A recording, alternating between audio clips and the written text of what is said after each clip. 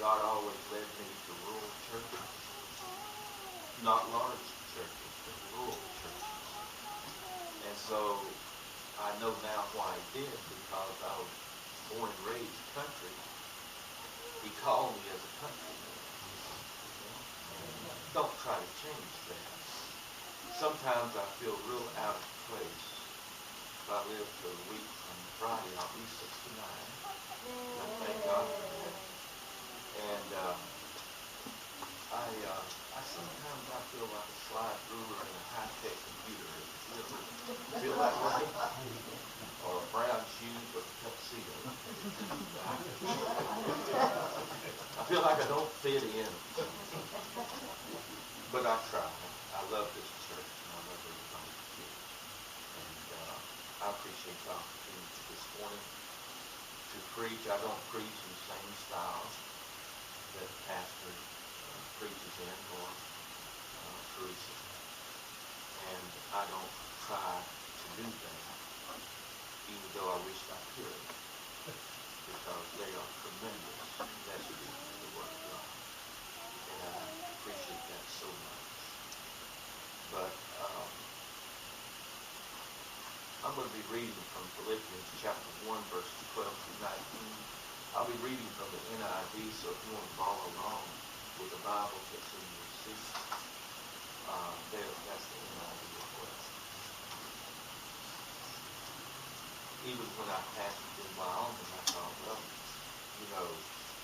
maybe I'll go to a city church or something. I ended up in a small ranching community, and one church, just again, ranchers, country, and population of Chugwater was only like 220. And I was the only pastor, I think, probably in the country that could say on Easter Sunday we would have more than half the population of that. Not many pastors boast of that. But again, it was country, so you're going to hear country messages. Philippians chapter 1, verses 12 through 19. Now I want you to know, brothers, that what has happened to me has really served to advance the gospel. As a result, it has become clear throughout the whole palace guard and to everyone else that I am in chains for Christ. Because of my chains, most of the brothers in the Lord, brothers and sisters, in the Lord have been encouraged to speak the word of God more courageously and fearlessly. It is true that some preach Christ out of envy and rivalry, but others out of goodwill. The latter do so in love, knowing that I am put here for the defense of the gospel. The former preach Christ out of selfish ambition, not sincerely, supposing that they can stir up trouble for me while I am in chains. But what does it matter? The important thing is that in every way, whether from false motives or true, Christ is preached. And because of this, I rejoice. Yes, and I will continue to rejoice, for I know that through your prayers and the help given by the Spirit of Jesus Christ, what has happened to me will turn out for my deliverance. Edith was the mother of 8 children living in Darlington, Maryland. She had been out one day to visit her neighbor. They had coffee. Well, when she came home from visiting her neighbor, she walked into the living room and she saw 5 of her youngest children all gathered, sitting on the floor, and they all were huddled around something, had their most attention. So she sort of sneaked over quietly because she wanted to see what they were up to. Parents do that. They always think their kids are up to something.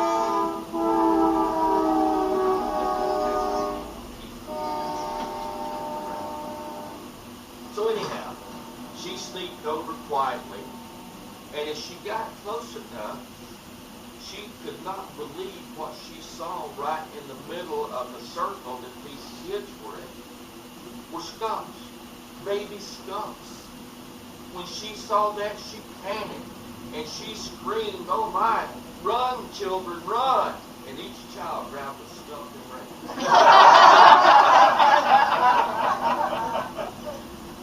You know, life can be that way sometimes, you know. Everything is going along real good, and all of a sudden you realize that you're in a room full of skunks. I mean, things just fall apart. Your life just goes array. You just want to get out of the room. Maybe today you're confused. Maybe you're angry. Maybe you're discouraged. All you know is that your joy, the joy that you've enjoyed, all of a sudden you feel like that's gone. Everything is just not what it ought to be. Sometimes we can put a finger on that, sometimes we can't. And so you just know that my joy is not what it used to be. And so you feel like then again, why am I nursing these skunks in my life? What is going on here? Many things can rob us of our joy. And if you've been a Christian long, you know what I'm talking about. Circumstances sometimes can shake our faith. People will discourage us. Things, just things of life, everyday life, can distract us from the joy of the Lord. I believe that one of the most precious commodities that's missing in the lives of people, especially Christians, is joy. We just don't some days have that Spirit-filled joy. Sometimes we will be like the world. We'll go out and we will seek joy in other places. And we get temporary joy. I promise you, because there is pleasure in sin for a season. And so we will go out and we will find temporary joy. But guess what? It's not long till the skunks are there. And you realize, wait a minute, I'm right back where I started. I don't have the joy that I once had. The TV is full of bad news. I mean, this time of year now with the election coming up, oh my goodness. There's depressing programs. Everybody has a poll. Newspapers, magazines, they're all full of bad news. Even the weather reports are not good. 20% chance of rain. Why not say 80% chance of sunshine? Wouldn't that be better than 20% chance of rain? Well, what is joy? I've alluded to it. I like what Chuck Swindoll said. He said, joy is a positive attitude that we choose. Key word there is choose. That we choose to express. Let me hasten to say this. It is not a pie in the sky. That's not God's joy. That's that temporary stuff. A good definition that I came across of joy is this. It is a matter of attitude that stems from your confidence in God.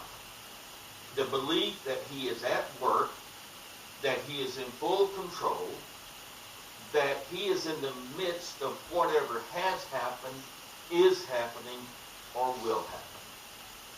I like that definition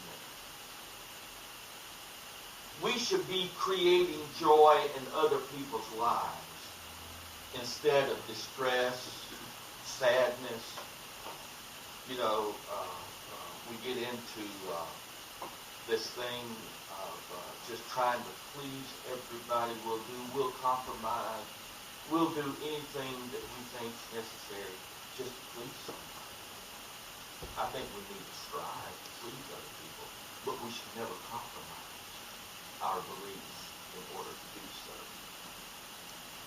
Now, most historians and theologians believe that when Paul wrote to the church at Philippi, it's one of the last letters that he wrote before he was beheaded by Nero. By the way, in the entire book of Philippians, you will not see the word sin. Paul never mentions sin to this church. They were a good church. They were a praying church. They were a giving church. They knew what the joy of the Lord really meant. And so he didn't have to address it. And I think he summed it up pretty good, Paul did, as far as what the joy was in his life, in his heart, and should be in ours. When in verse 21 he told us, he said, for to me to live is Christ, and to die is gain. If we'll concentrate on that, that's pretty good.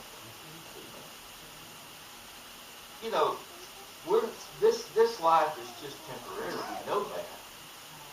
And so we need to try to have the joy of the Lord.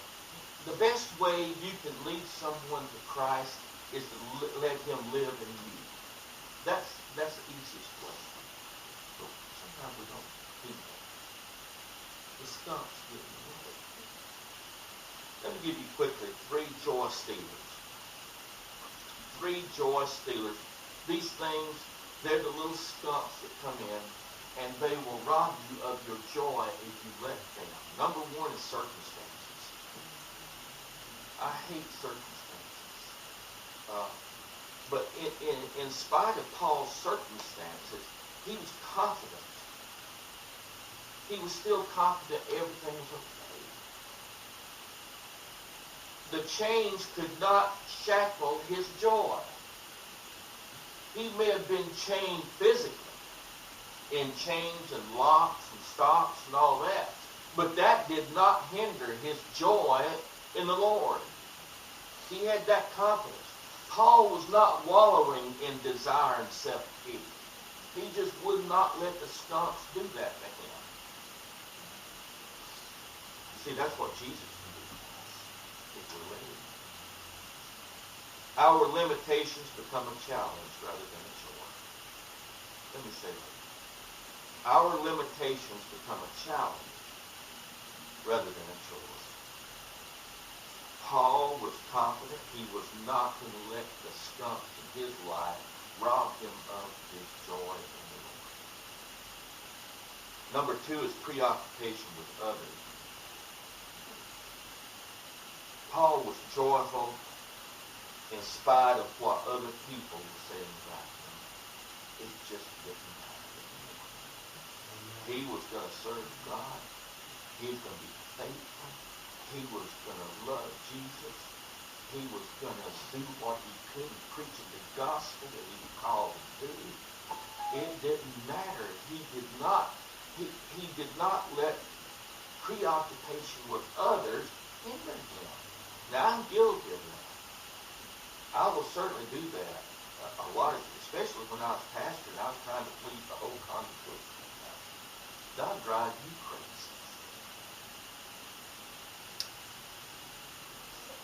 There were 2 types of preachers in Rome at this time. We still have them today. Those who preached out of rivalry and jealousy. And then they were those who were preaching the gospel. I pastored Southern Baptist churches, and y'all don't hold that against me. They are good people. I pastored a lot of good people.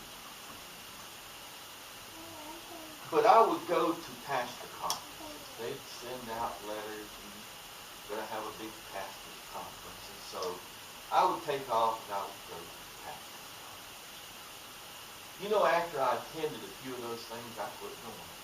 You know why? Because it turned into bragging rights.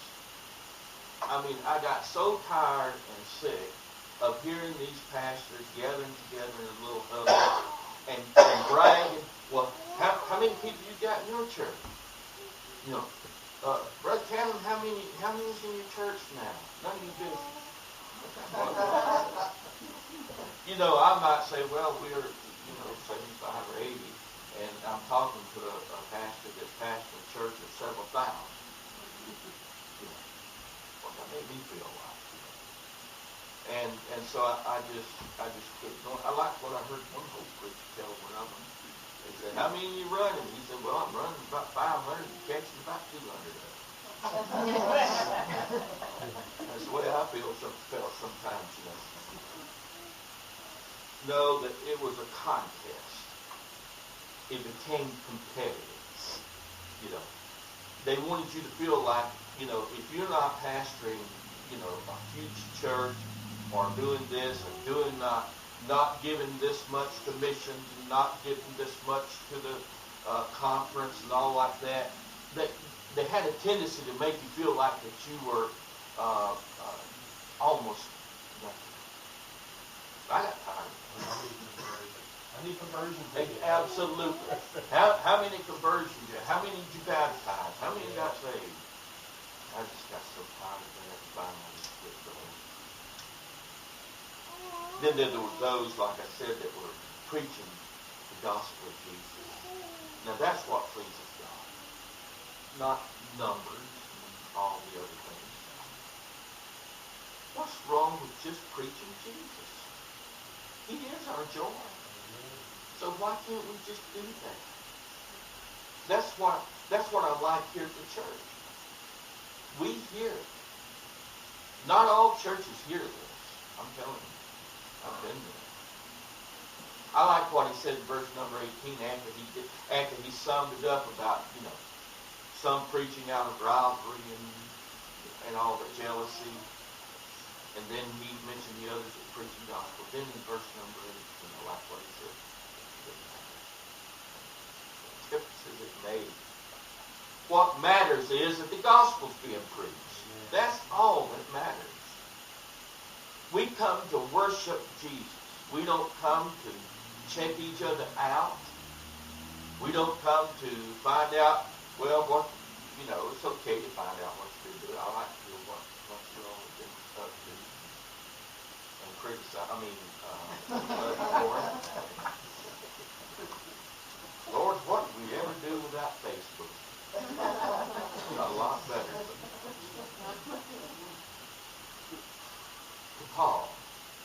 To Paul preaching the gospel and seeing people saved brought him joy. There's part of the joy that you can enjoy. Because he lived for that. He loved doing that so much. It didn't matter if they did criticize him. It didn't matter if they did stone him. It didn't matter if they did put him in prison and lock him in chains. It did not matter to him. All that mattered to him was getting the gospel out. Even if it was from a prison, he did it. We have no excuse. I've not seen any of us who changed lately. Not seen us. I hope he's not seen any other in prison lately. He went to prison for preaching. That's what it was. And so therefore, refuse to get involved in a war of words. I have gone and visited people and tried to witness to them and everything. They'd get off the subject. They'd chicken. Well, which was created first, chicken or the egg? Stuff like that. I think chicken, by the way, was created first with the egg. But anyhow, nonsense stuff. We need to choose our battles also, and I'm bad at this. But we're going to have battles. And we need to ask the Lord, now you help me in this. I can't do this. Our pastor shared with tears a few minutes ago about the battle that he's got going on. But guess what? He's turned that over to Jesus. Jesus is looking for him. This petty stuff that churches get involved in, petty stuff among ourselves, nonsense. That will rob you. That will become a skunk real quick in your life if you'll let these little petty things. Those of you who are fortunate enough to have a spouse, cherish that. Don't let the skunks get in there with the little petty things and just constantly arguing and bickering and, don't do that. Don't sell out to the skunks. When that starts happening, a skunk stinks. You ever gone by one that's been roadkill? Well, that's what they are, and that's what can happen in your life spiritually if you allow that to happen. We have a choice on this. So, just leave that stuff alone and just march on to Jesus. Don't be like Edith's kids. Don't run with them. And then finally, fears regarding the future. How many of us let that creep in? We worry. I mean, I've got a doctor's degree in worrying. I can do that. People worry about their future, and I can understand being concerned with the society that we're faced with. But Paul remained hopeful, regardless of this situation. And we can be hopeful. Our hope is in Jesus, not in man. And he was confident of his deliverance, whether it be from prison or when he died, he would be delivered. So he was confident in that. He was confident of the prayers of the people at the church of Philippi. Aren't you glad that you've got this group in here, plus some that aren't here today, that pray for you? I don't know about you, but that just makes me feel good. In my morning devotions, a lot of times I'll just be meditating and thinking. I'm thinking, Lord, I've got a church that's praying for me. Why do I fear? Because of the stuff that I fear. When I'm walking, I listen to gospel music. And again, I'm country. And now I like our praise team. We sing wonderful songs. But it's hard for me to get away from these old hymns. The old Southern gospel. Now, I love them to do. You know why? Well, I love them in person. But another thing is, Southern gospel music too. And I love it. And that's what I listen to usually when I'm walking. I listen to that. And oh my goodness, some of those good old Southern gospel music, I just almost run in this little song. I just can't quit. Me and Jesus had a good time. And he just communicates with me.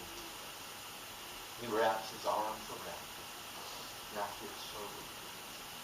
I just feel the joy of the Lord just radiating in my soul when I'm out there by myself with me and the music that I love so much.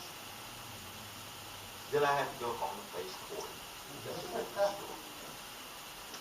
Paul was encouraged and comforted by the Holy Spirit. Well, that's good. Thank God for the Holy Spirit. He lives in us. We need to ask him for his controlling power in our lives. And he refused to be crippled by people's unkindness. You ever have anybody just treat you they're so unkind, hateful? Almost every day. If you're still working in a public place, you meet these people. You work with a bunch of skunks, some of you do, I think. Because I can tell how you act. You've been running with the skunks all week. You come in here on Sunday, you wore out.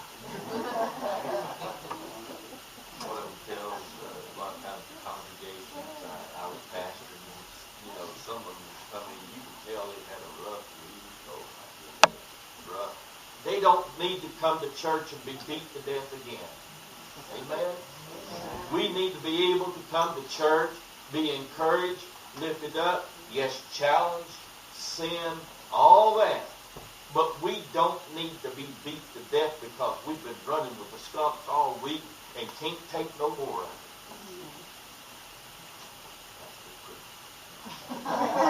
Now, Paul will remain strong, positive, and full of joy. That's what we need. Regardless, ask God to help you to remain strong, positive. I hate negative people. Positive. And watch God fill you once again with His joy. Amen.